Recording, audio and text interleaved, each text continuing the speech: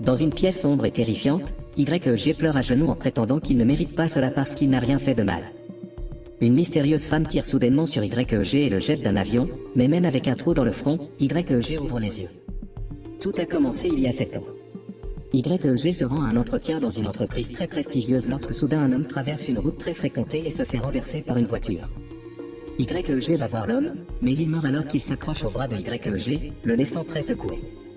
Plus tard au cours de l'entretien, YEG traverse toujours son traumatisme et il ne peut rien répondre correctement, donc il n'obtient pas le poste.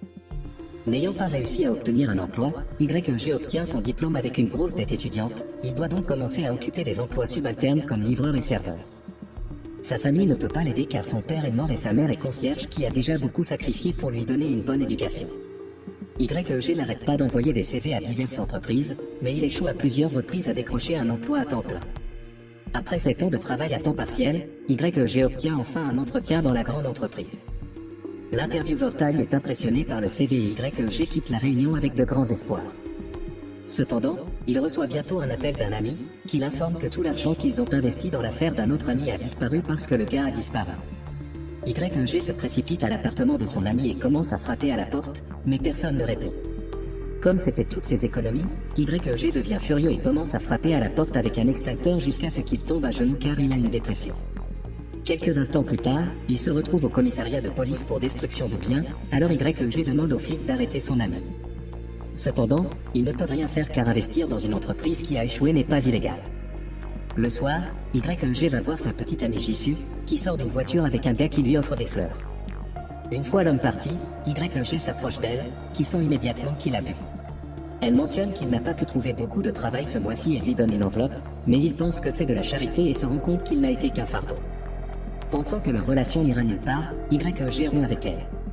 Quelques instants plus tard, YEG se rend à son appartement, seulement pour découvrir que le propriétaire l'a mis à la porte et qu'il garde la caution pour compenser le loyer impayé. Toutes les affaires de YEG ont été laissées dehors sous la pluie, il doit donc déplacer autant de choses que possible pour les protéger. Malheureusement, il n'y a pas beaucoup de place et quand le matin arrive, il a perdu beaucoup de ses affaires. Après avoir passé la nuit à dormir par terre, YEG reçoit un message de l'entreprise lui disant qu'il a échoué à son entretien. Après une nouvelle dépression, YEG décide qu'il en a assez et s'auto-efface au milieu de la ville, ignorant l'appel de sa mère. L'obscurité prend le dessus pendant quelques secondes, puis YEG découvre qu'il est dans un avion privé. Lorsqu'il regarde son reflet, il panique car son visage a changé, et à ce moment-là, il remarque la mystérieuse dame assise à proximité.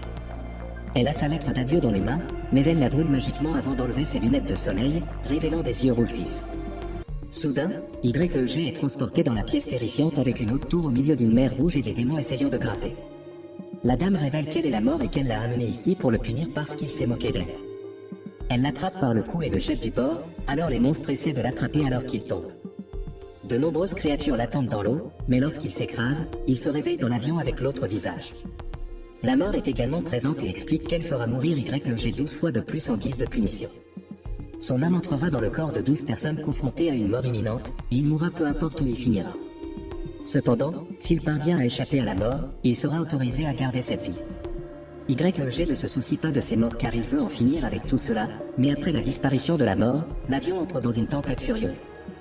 Paniqué inconsciemment, YEG enfile le gilet de sauvetage et attache sa ceinture de sécurité tandis que l'hôtesse de l'air vient lui dire que ce ne sont que des turbulences. Après quelques minutes de secousse, l'avion se stabilise et l'hôtesse laisse YEG tranquille. Toujours confus, YEG commence à regarder autour de lui et réalise qu'il est dans le corps d'une personne très riche. Soudain, un caillou lumineux entre dans son esprit, l'informant des détails de la personne qu'il possède. Ce type est le PDG de l'importante entreprise à laquelle YEG a postulé, et il a été riche toute sa vie. Tahu est son frère aîné et ils se sont affrontés depuis qu'ils étaient enfants surtout, y compris pour savoir qui dirigerait l'entreprise.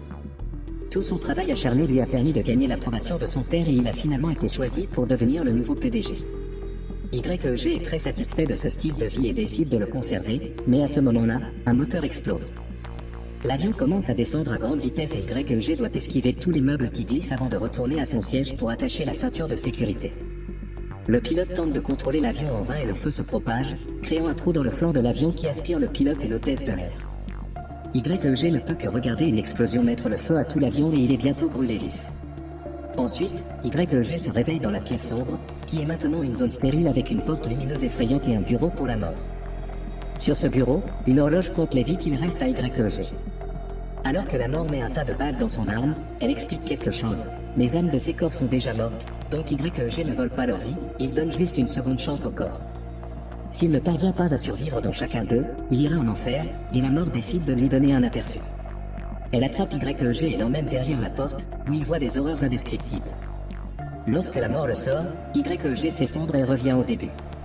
Il ne comprend pas ce qu'il a fait pour mériter l'enfer, alors la mort dit qu'il est coupable de l'avoir trouvé avant qu'elle ne puisse le trouver. Elle révèle également que selon ses actions, s'il survit dans l'un des 12 corps, il pourra peut-être éviter d'aller en enfer. YEG décide qu'il va quand même essayer de survivre et la mort lui tire dessus pour l'envoyer dans la seconde vie. Il se retrouve en train de tomber d'un avion dans un nouveau corps portant une combinaison de sport mais sans parachute. Alors qu'il panique, il voit 3 autres hommes sauter avec lui et porter des caméras. Un homme l'attrape pour l'aider et à ce moment-là, le caillou lumineux entre dans son esprit. Ce corps appartient à un accro à l'adrénaline qui aime les sports extrêmes et a réalisé de nombreux défis fous, ce qui lui a valu 4 records du monde Guinness. Aujourd'hui, il relève un défi qui consiste à plonger sans parachute à 1000 km au-dessus du sol pour atterrir sur un filet de sécurité. L'événement est retransmis à la télévision nationale et s'il réussit, son sponsor lui donnera 3 milliards en espèces. Le souvenir du sponsor montre un homme jouant avec un briquet. L'idée d'un tel argent donne envie à YEG de relever le défi, alors il repousse l'assistant et commence à tomber à grande vitesse. Le corps a perdu l'âme d'origine mais a conservé les capacités, donc YEG se sent confiant et même excité. Lorsqu'il atteint enfin sa destination, il rate le filet et atterrit au sol, mourant instantanément. YEG apparaît à nouveau dans la pièce sombre, disant qu'il n'est pas juste d'être considéré comme un pécheur parce qu'il n'a blessé personne lorsqu'il s'est auto-exterminé. La mort le traite d'égoïste parce qu'il ne peut pas dire qu'il a blessé des gens et lui tire dessus pour l'envoyer dans la 3e vie. Bientôt, il se réveille dans le corps d'un adolescent dans une école et remarque un camarade de classe qui rit de la vidéo de la mort du parachutiste. Cela dit à YEG que toutes ses vies appartiennent à la même réalité. Il envisage de le frapper pour cela, mais à ce moment-là, le caillou lumineux atteint son esprit. Cet adolescent a perdu son père à l'âge de 5 ans et a été élevé par sa mère célibataire, qui travaille dur pour subvenir à ses besoins. Le garçon voulait la rendre fière mais il détestait venir à l'école parce que Jinsan et ses amis n'arrêtaient pas de le harceler avec violence, vol ou farce stupide comme lui jeter du lait dessus pendant qu'il l'enregistrait. Cependant, il n'a jamais dit cela à sa mère pour ne pas l'inquiéter. Finalement, le garçon a eu l'impression que l'école était devenue un enfer et que ses bourreaux étaient des démons, alors il a décidé de s'auto-effacer. YEG se rend compte que pour survivre, il n'a qu'à choisir de ne pas s'auto-effacer. À ce moment-là, Jinsan s'approche de lui et lui rappelle de lui apporter du lait avant de le frapper. YEG refuse d'être une victime et le poursuit pour le renverser avec une chaise. L'un des amis de Jinsan tente de l'arrêter, mais YEG le maîtrise rapidement avant de pousser Jinsan contre la fenêtre, lui demandant de s'excuser. Soudain, quelqu'un renverse YEG, c'est Taseok, un adolescent très costaud qui le domine immédiatement et le frappe. Puis lui et son ami maintiennent YEG au sol pour que Jinsan puisse lui aussi le frapper pendant que les camarades de classe regardent avec peur. À ce moment-là, le professeur arrive et tout le monde va à sa place, mais après le cours, Jinsan et sa bande attrapent YEG pour le tabasser à nouveau. Finalement, même Taseok pense que c'est trop et demande à Jinsan d'arrêter, mais il s'en fiche et continue. Cependant, il s'arrête finalement quand il voit la fille qu'il aime les regarder. Après cela, YEG se rend chez le garçon et est secoué de voir les photos et les notes de la mère du garçon, ce qui lui rappelle la sienne. Sa mère lui laissait le dîner et allait travailler, ce qui la fatiguait beaucoup, alors parfois YEG la rejoignait pour l'aider en retour. Quand la mère du garçon rentre à la maison aussi, elle remarque que son fils a de meilleures manières, et YEG pleure presque en se souvenant de sa propre mère. Le lendemain, YEG s'approche de Taseok dans les toilettes pour lui demander pourquoi il laisse Jinsan lui commander alors qu'il est plus fort, alors Taseok explique que le vrai patron de l'école est un élève senior dont le gang appartient à Jinsan. S'ils s'en prennent à Jinsan, alors les plus âgés les détruiront. Plus tard pendant le déjeuner, Jinsan frappe à nouveau YEG, alors YEG riposte en jetant son bol de nouilles sur la tête de Jinsan. Alors que YEG s'en va, Jinsan ordonne à Taseok de le poursuivre, mais Taseok refuse parce qu'il veut déjeuner. Il dit à Jinsan de se laver et tout le monde rit tandis qu'un flashback révèle que YEG a dit à Taseok de ne pas interférer parce qu'il avait un plan. Un Jinsan humilié va demander de l'aide à ses aînés et le gang arrive bientôt dans la classe prêt à se battre.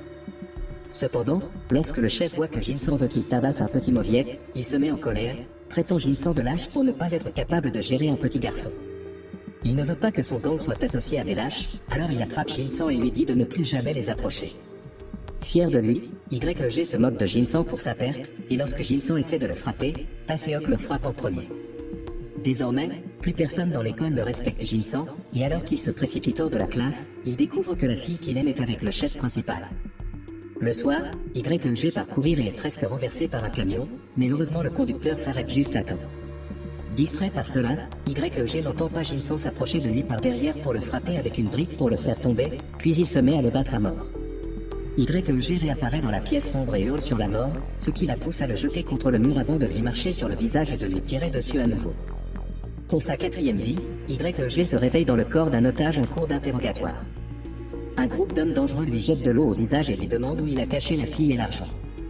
Comme il ne répond pas, il menace de lui poignarder l'œil, alors il annonce qu'il va parler. Cependant, les souvenirs ne sont pas encore revenus, alors quand il demande un moment, les hommes le menacent avec un marteau. Heureusement, le caillou lumineux apparaît enfin et YEG apprend que ce corps appartient à une organisation criminelle avec des clients dans le monde entier. Il travaille comme réparateur, ce qui signifie qu'ils résoudront le problème d'un client par tous les moyens nécessaires, ce qui peut inclure le meurtre. Un jour, il est tombé amoureux de la petite amie de son patron, et quand elle a mentionné vouloir échapper à cette vie pleine de crimes et d'abus, il a proposé de s'enfuir ensemble. Il a volé 10 milliards à son patron et les a cachés dans un endroit sûr, mais alors qu'il se rendait chez la dame, il a été capturé par ses collègues. Réalisant qu'il avait les capacités étonnantes de ce type, YEG commence à se battre contre tout le monde, utilisant la chaise comme arme jusqu'à ce qu'elle se brise. Lorsqu'il esquive un couteau, il fait poignarder son partenaire par un homme, mais après le choc initial, il continue de se battre. Il y a des armes et des outils sur le mur, il éteint donc la lumière principale et attrape une lampe de poche pour se battre avec un avantage. Une bataille féroce dans l'obscurité s'ensuit et un par un, YEG tue tous les agents. Par la suite, YEG pense qu'avec les capacités de ce type, il pourrait survivre à tout, il devrait donc récupérer l'argent et s'enfuir. Il récupère son téléphone et vole un vélo pour s'échapper, découvrant que tout cela s'est passé à l'arrière d'un camion. Alors que YEG sillonne la ville à toute vitesse, son patron apprend que ses hommes ont échoué et suit la position de YEG grâce à son téléphone portable. Cette position est ensuite envoyée à tous les chasseurs de la région, promettant une récompense juteuse s'ils attrapent YEG. Bientôt, une course-poursuite commence sur le pont de la ville et les agents ouvrent le feu sur YEG, qui esquive tout et se cache derrière un camion. Une fois qu'il parvient à apparaître derrière les voitures des agents, il utilise la moto pour désarmer un gars, puis il commence à conduire comme un fou. L'autre chasseur rate ses tirs et frappe des voitures à la place, provoquant de nombreux accidents.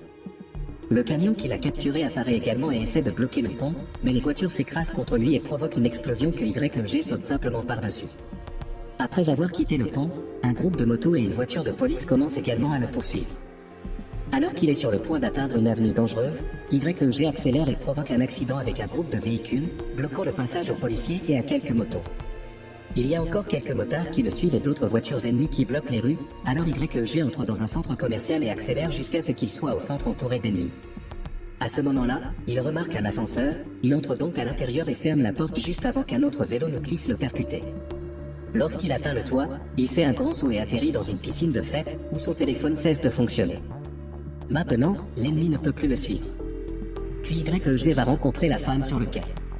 Elle le serre immédiatement dans ses bras et YEG sent à quel point le gars l'aimait. YEG lui dit où se trouve l'argent pour qu'il puisse s'y rendre, mais elle lui tire soudainement dessus, révélant que c'était son plan depuis le début. Une fois de plus, YEG se réveille dans la pièce sombre et trouve Death en train de se moquer de lui. Cependant, cela ne le dérange pas car il n'a pas donné à la femme l'emplacement exact de l'argent, il prévoit donc de le récupérer lors de sa prochaine vie. Lorsque Death lui tire dessus, la 5e vie de YEG commence en prison. Il est dans une petite cellule et il ne peut s'empêcher de paniquer, mais heureusement, un garde vient le chercher pour l'emmener dans sa vraie cellule. En chemin, les autres prisonniers lancent une balle contre la clôture en guise de menace, le regardant même d'un air effrayé. Dans la cellule, il découvre qu'il a des compagnons de cellule et apprend qu'il sera libéré dans 4 jours. On lui dit également qu'un tueur psychopathe séjourne dans la cellule avec eux, et YEG remarque toutes les œuvres d'art et les livres effrayants sur l'analyse psychopathique sur les étagères. À ce moment-là, le meurtrier psychopathe est ramené et YEG est choqué de voir qu'il s'agit de Gilson. Se souvenant de sa mort précédente, YEG commence à le frapper, mais les autres prisonniers l'éloignent immédiatement. À ce moment-là, le caillou lumineux lui vient enfin à l'esprit et YEG apprend que ce corps appartient à un combattant de MMA. La famille du gars avait des ennuis avec un gang et avait besoin d'argent rapidement, alors il a accepté un marché, il a pris la responsabilité d'un délit de fuite et serait récompensé de 200 millions après le procès. Comme il avait 18 ans, il était encore mineur en Corée, donc le plan était d'être rapidement libéré sous probation. Alors qu'il concluait l'accord avec l'avocat, un homme les observait dans l'ombre tout en jouant avec un briquet. Le gars s'est rendu avec de faux aveux, mais malheureusement pendant le procès, la femme qui a été frappée est morte, alors le juge l'a condamné à 2 ans de prison pour homicide involontaire. Plus tard, lorsque l'avocat lui a rendu visite en prison, le gars a demandé 2 milliards pour se taire où il dirait tout à la police. Un autre souvenir montre à YG l'arrivée de Jin-San et comment il a dit un tas de choses effrayantes mais stupides comme s'il faisait semblant d'être un psychopathe pour effrayer les autres et avoir le contrôle. De retour dans le présent, YG se met à rire en réalisant que Jin-San n'est pas un psychopathe, il est là parce qu'il a tué le lycéen. YG commence à gifler Jin-San en l'appelant devant les autres, leur disant la vérité. Jin-San a trop peur de le nier et le reste des co-détenus le frappent pour se venger. Lorsqu'ils ont du temps libre dans l'arrière-cour, d'autres prisonniers commencent également à embêter Jin-San, ce que YG trouve très satisfaisant. Plus tard, le groupe a des cours de menuiserie et un prisonnier tire la lame de sa scie sur YG, qui esquive juste à temps. La lame finit par rebondir sur le mur et tuer un autre gars à la place. YG crie à l'aide et après que les gardes aient emmené l'homme blessé, tous les autres prisonniers attrapent des outils tout en disant à YG que l'avocat veut sa mort. Ji-Young se précipite immédiatement dehors, effrayé, avant qu'un combat ne s'ensuive, et YG peut profiter des incroyables compétences de combat MMA du corps. Avec des coups rapides et précis, il combat tous les prisonniers en même temps, les renversant un par un avec une combinaison de coups de poing, de coups de pied et en utilisant n'importe quel objet dans la pièce. À ce moment-là, Ji-Young revient avec un pied de biche et YG réalise qu'il voulait l'aider, alors il décide de se lier d'amitié avec lui. Cette nuit-là, YG trouve Jin-San dans les toilettes en train d'aiguiser un outil pour le tuer. Après l'avoir frappé, YG envisage de le tuer en premier, mais cela lui vaudrait une peine de prison plus longue. Au lieu de cela, il décide de traumatiser Jin-San en lui disant qu'il voit le fantôme de l'écolier mort, partageant des détails de sa vie antérieure que lui seul connaît. Quand il dit que le fantôme le hantera pour toujours, Jin-San finit par mouiller son pantalon de peur. Finalement, le jour de la libération de YG arrive enfin et avant de partir, il donne du lait à Jin-San, disant qu'il a été envoyé par le fantôme. Dehors, l'avocat l'attend avec l'argent mais YG refuse, lui disant qu'il veut vivre une vie propre à partir de maintenant. Quelques temps plus tard, il arrive au quai et trouve l'argent qu'il a caché dans l'autre vie, sans savoir que quelqu'un le suit. Maintenant, il est prêt à commencer une nouvelle vie, alors il loue une chambre et fait une sieste. Il se réveille quand il sent sa mère lui toucher le visage, mais il s'avère que ce n'est qu'un rêve. À ce moment-là, son téléphone sonne avec un appel de la mère de ce corps, alors YG en pleurs accepte de lui rendre visite bientôt. Plus tard à la gare, YG sépare l'argent en 2 sacs et en met un dans un casier, qui sera confisqué s'il ne revient pas après 4 jours. Lorsqu'il arrive dans sa ville natale, YG est attaqué par derrière et poignardé par un vieil homme qui s'avère être le père de la victime du délit de fuite. Il était furieux que le tueur puisse s'en tirer avec seulement 2 ans en raison de son âge, alors il est venu chercher vengeance. YG s'excuse et lui dit qu'il n'a rien fait, mais à ce moment-là, ils entendent des pas et l'homme s'enfuit.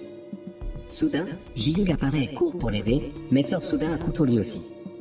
Le jour du combat, il était en fait sorti pour chercher une arme pour tuer YG pour la récompense de l'avocat, mais quand il est revenu, c'était déjà fini alors il a fait semblant d'être un gars sympa. YG essaie de l'acheter, mais Ji-Young ne croit pas qu'il a de l'argent et le poignarde à plusieurs reprises. Bientôt, YG meurt tandis que le téléphone sonne avec un appel de la mère. Une fois de plus, YG se réveille dans la pièce sombre et n'échange que quelques mots avec la mort avant de se faire tirer dessus à nouveau. À sa grande horreur, il découvre que sa 6e vie commence en tant que bébé. Il se met à pleurer au milieu d'un restaurant, alors la mère s'excuse auprès de tout le monde et l'emmène dans sa voiture. Elle montre alors son vrai visage, piquant une crise de colère et criant sur le bébé pour le déranger. Comme il est dans un corps de nouveau-né sans souvenir, le caillou lumineux n'arrive jamais. La mère ramène le bébé chez elle et le jette négligemment sur le canapé, où il est doucement soulevé par le père.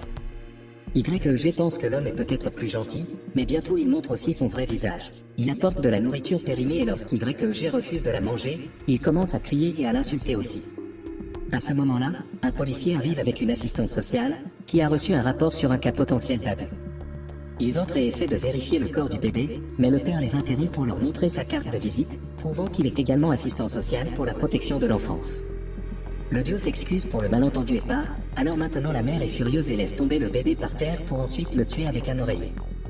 Lorsqu'il apparaît dans la pièce sombre, Des explique que parfois même les bébés n'ont pas leur chance et que YG ne devrait donc pas prendre la vie pour acquise, puis elle lui tire dessus. La 7e vie de YG commence à l'extérieur de la gare et, en utilisant le téléphone dans sa poche, il remarque que son casier est sur le point d'expirer. Il se précipite dans la gare alors qu'il croise un groupe de personnes et arrive au casier juste avant que les employés ne les ouvrent. Après avoir récupéré son argent, YG voit son reflet et découvre que son nouveau visage est dans les publicités autour de la gare. Le caillou lumineux atteint son esprit et il apprend qu'il est dans le corps d'un mannequin qui était populaire depuis le lycée. Une carrière de mannequin lui est venue facilement grâce à son apparence et il a maintenant beaucoup d'argent grâce à cela. Excité, YEG se rend dans sa nouvelle maison et découvre qu'elle est incroyablement chic, il est donc impatient de garder cette vie. Il trouve également un journal et apprend que les parents du bébé ont été arrêtés pour le meurtre.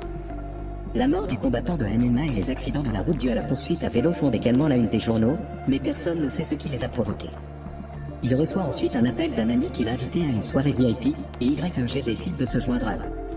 Il boit beaucoup car c'est ce à quoi il est habitué, mais le corps du mannequin est léger et il finit par être plus ivre que prévu. Pendant la soirée, il est surpris de voir Ty, qui est désormais PDG grâce à la mort de son frère. Le lendemain matin, YEG se réveille trop tard à cause de sa gueule de bois, alors le frère qu'il a dans cette vie doit venir le réveiller. Le gars part aux États-Unis pour une semaine et le mannequin avait promis de s'occuper de son café, alors YEG a maintenant un nouveau travail à faire. Lors de son premier jour de travail, YEG envisage déjà de fermer le café après le départ de son frère. Cependant, il a un grand choc en voyant Jisoo entrer. Le regard émerveillé, YEG se souvient de tous les moments spéciaux passés ensemble et du jour où ils se sont rencontrés, qui s'est produit lorsque le vent a emporté les papiers de Jisoo et que YEG les a trouvés. YEG est très nerveux lorsqu'il donne sa commande à Jisoo au point que ses mains tremblent. Son frère lui explique qu'elle vient tous les jours au travail et reste jusqu'à l'heure de fermeture, et qu'elle est également une auteure publiée. Curieuse, YEG recherche son nom sur internet et découvre qu'elle a gagné un concours d'écriture et a obtenu un contrat d'édition. Lorsqu'elle a reçu son prix, elle a remercié son petit ami d'avoir toujours cru en elle. L'enveloppe qu'elle a essayé de lui montrer ce jour-là n'était pas de l'argent de pitié, c'était son prix.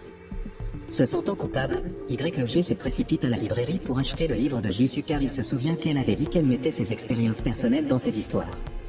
En lisant le roman, il découvre que de nombreux moments de l'histoire correspondent à leurs moments ensemble, comme le jour où il était jaloux de sa collègue et où ils se sont dit « je t'aime ».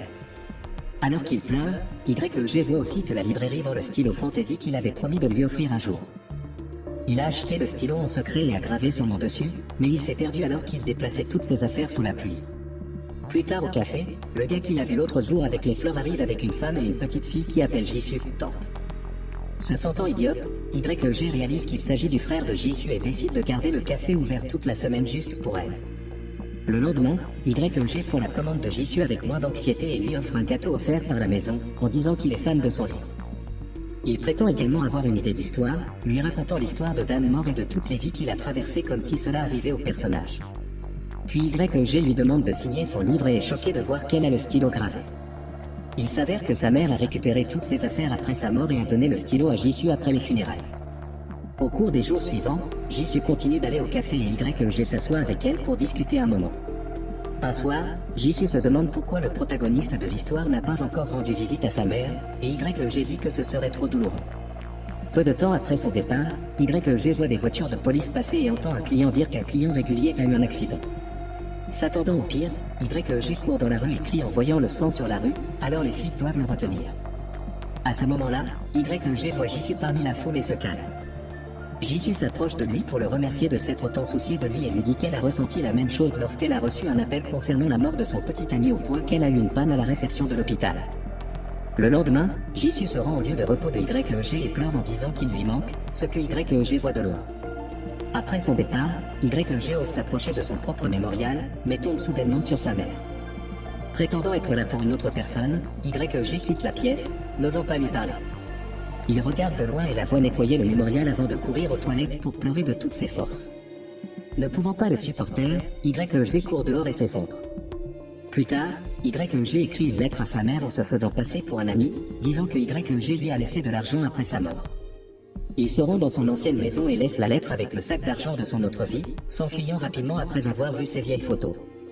Dans la rue, un panneau tombe soudainement de ses gonds et tombe sur YEG, le tuant instantanément, mais il s'avère que ce n'était qu'un rêve. Le lendemain, après un autre après-midi de discussion avec Jisoo, YEG lui propose de la raccompagner chez elle, se souvenant de l'époque où ils marchaient main dans la main. Submergé par les émotions, YEG lui avoue finalement toute la vérité tandis que certains flashbacks montrent comment les collègues de bureau de Jisoo se moquaient d'elle parce qu'elle sortait avec un serveur. Cependant, Jisoo leur présente fièrement YEG, ne les laissant pas insulter leur relation. YEG s'excuse auprès de Jisoo de l'avoir quitté, mais avant qu'elle ne puisse réagir, ils sont soudainement renversés par une voiture de luxe. Jisoo meurt instantanément, mais YEG est toujours en vie et voit le visage du conducteur, C'est quand YEG réalise qu'il est le gars avec le briquet et qu'il a été connecté à toutes les vies qu'il a traversées. L'avocat est également dans la voiture mais il s'enfuit en voyant les corps, et lorsque Tahu voit que YEG est toujours en vie, il enfile des camps pour l'achever. Bientôt, YEG se réveille dans la pièce sombre, et il est si furieux qu'il se précipite pour prendre l'arme de la mort et lui tire une balle dans la tête. C'est la fin de la vidéo, n'oubliez pas de vous abonner pour avoir plus de vidéos comme celle-ci. Merci d'avoir regardé.